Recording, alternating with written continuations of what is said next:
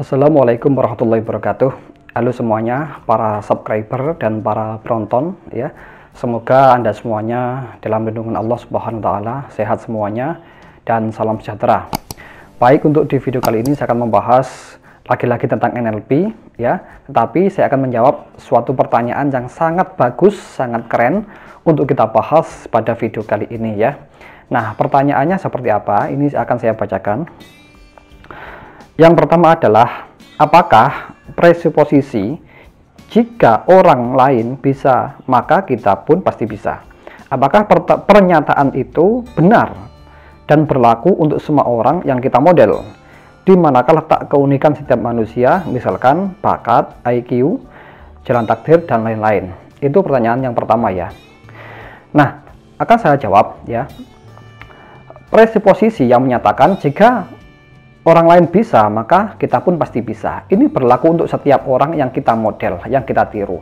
Ya, jadi siapapun yang kita tiru, yang kita model, ya, keunggulannya, maka kita bisa memiliki keunggulan yang minimal sama dengan orang yang kita model tersebut, ya.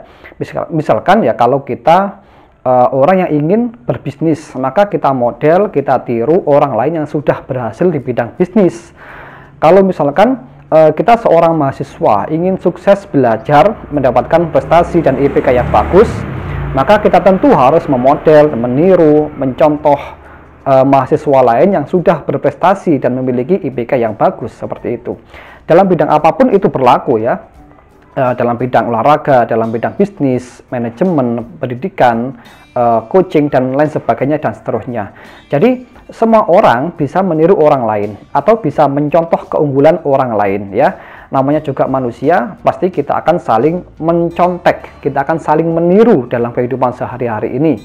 Berbeda kalau kita sekolah, kita nggak boleh mencontek saat ujian, tetapi kalau dalam kehidupan sehari-hari, kalau kita ingin berhasil dalam suatu bidang, maka kita justru harus mencontek atau meniru keunggulan orang lain yang sudah berhasil di bidangnya itu.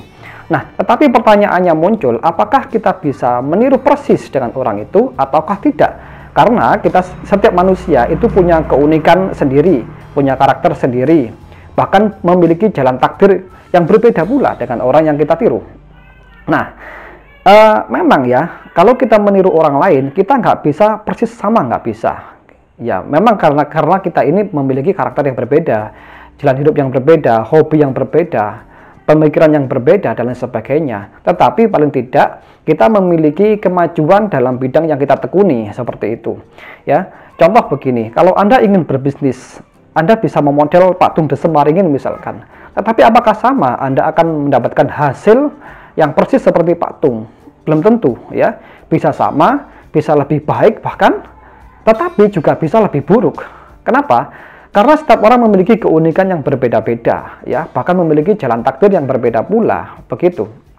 Nah, jadi begitulah jawabannya yang benar. Terus bagaimana cara kita memodel yang benar? Caranya ada yang lebih mudah begini. Kalau misalkan saya meniru Pak Tung Desemaringin, maka saya akan contek pemikiran beliau. Saya akan contek perilaku beliau dalam berbisnis. Saya akan contek bagaimana cara dia berbicara di depan publik dan sebagainya. Tetapi saya juga harus meniru bagaimana keyakinan dia di dalam berbisnis. Ini yang terpenting. Kenapa? Karena kalau di level keyakinan ini tidak saya contek, tidak saya tiru, maka hasilnya bisa berbeda jauh lebih buruk daripada beliau. Tetapi kalau dari segi keyakinan juga saya tiru, saya model, maka paling tidak saya memiliki suatu hasil yang sama dengan beliau, begitu. Maka yang terpenting itu dalam teknik memodeling, kita tidak hanya meniru persis bagaimana cara dia melakukan sesuatu, tetapi kita juga meniru persis bagaimana kita meyakininya, begitu. Nah, contoh begini, dalam bidang atlet misalkan, ada orang ingin berprestasi di bidang olahraga sepak bola, maka dia meniru seorang model, seorang tokoh idola yang sudah berhasil di bidang sepak bola, maka tidak hanya meniru latihannya saja, tetapi meniru bagaimana keyakinan yang dia miliki, sehingga nantinya berpotensi untuk memiliki hasil yang sama minimal, atau bahkan lebih baik daripada orang yang kita tiru. Jadi seperti itu. Oke. Dan sekarang memasuki pertanyaan yang kedua. Di dalam dunia persilatan, debus, tenaga dalam, dan lain-lain, ada atraksi sambatan ya. Misalnya seseorang jadi seperti monyet, menjadi macan, kuda lumping, dan lain-lain. Dalam perspektif NLP, atraksi tersebut ada kaitannya dengan modeling atau abresi enggak? Atau penjelasan NLP-nya seperti apa? Oke.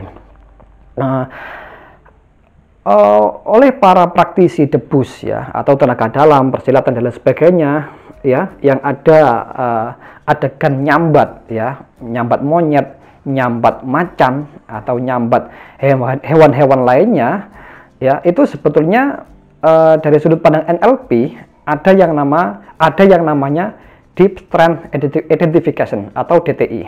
Nah, DTI ini sebetulnya adalah suatu teknik memodeling orang lain dengan cara bawah sadar kita ya. Berbeda kalau kita memodel dengan cara yang pertama tadi ya, yang ada di pertanyaan yang pertama. Kita meniru secara sadar ya, kita memperhatikan orang yang kita tiru secara sadar. Tetapi kalau Deep Trend Identification ini sebetulnya adalah kita meniru keunggulan orang lain secara bawah sadar, yakni dengan cara apa? Dengan cara kita membayangkan, merasakan orang yang kita model itu masuk ke dalam diri kita dan merasakannya bagaimana orang itu berbuat, merasakannya bagaimana orang itu berpikir, merasakannya pula bagaimana orang itu mendengar, melihat, bertindak dan lain sebagainya dari perspektif dia yang kita tiru, bukan dari perspektif kita sebagai penirunya, tidak. Nah, dalam kasus debus misalkan ada orang nyambat monyet, nyambat macan, atau nyambat hewan-hewan lainnya, kemudian dia merasakannya masuk ke dalam diri. Sebetulnya sama dengan ini. Dengan kata lain, pikiran bawah sadarnya akan mengekspresikan ya, dan mewujudkan seperti yang dia bayangkan itu, yang dia sambat itu. Nah, jadi dalam konsep ini sebetulnya yang dia sambat itu bukanlah jin sebetulnya, kalau menurut perspektif ini ya. Terlepas dari apakah itu jin atau bukan ya, saya nggak mau tahu. Tetapi kalau pandangan saya sebagai praktisi NLP, maka seseorang itu bisa membayangkan orang lain, atau jangankan manusia yang dibayangkan, hewan bisa dibayangkan dan dirasakan masuk ke dalam tubuhnya. Sekaligus orang itu akan bisa menirunya seperti hewan. Nah, kok bisa seperti itu? Bisa, karena ketika orang itu memasukkan sosok hewan atau menyambat hewan dan dimasukkan ke dalam dirinya, dia meyakini sepenuhnya itu ada. Dia merasakan sepenuhnya itu ada. Dan logikanya dinonaktifkan sementara atau dinolkan. Sehingga pikiran kritisnya tidak bisa melogikanya. Pikiran kritisnya menerima begitu saja apa yang dia bayangkan dan apa yang dia rasakan. Sehingga emosinya akan memunculkan ekspresi seperti monyet, seperti macan dan lain sebagainya, tergantung apa yang dia sambat itu.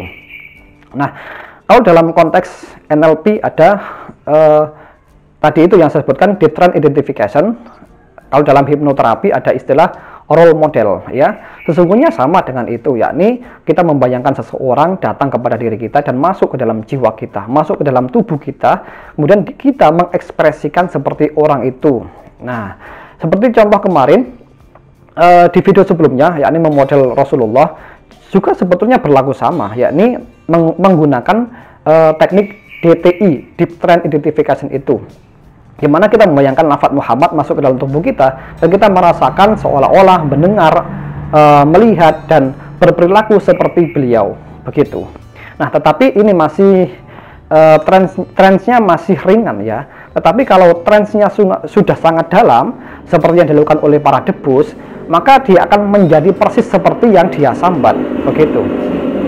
Nah, cukup jelas ya. Maka bisa diambil kesimpulan bahwasanya para praktisi debus itu sesungguhnya adalah dia menggunakan imajinasinya sendiri, menggunakan visualisasi, kemudian dirasakan masuk ke dalam dirinya, kemudian logikanya dinolkan. Kenapa? Karena sudah saking percayanya dengan imajinasi tersebut, alih-alih ada yang memasukkan ya, seolah-olah itu jin dimasukkan ke dalam dirinya oleh pembantunya atau oleh siapa? Oleh gurunya mungkin ya.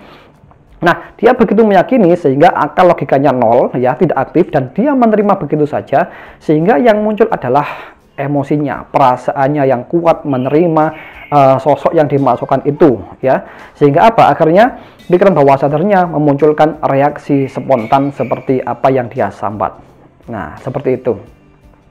Baik, kalau mungkin ada pertanyaan silahkan Anda tulis di kolom komentar, ya. Dan jangan lupa untuk subscribe.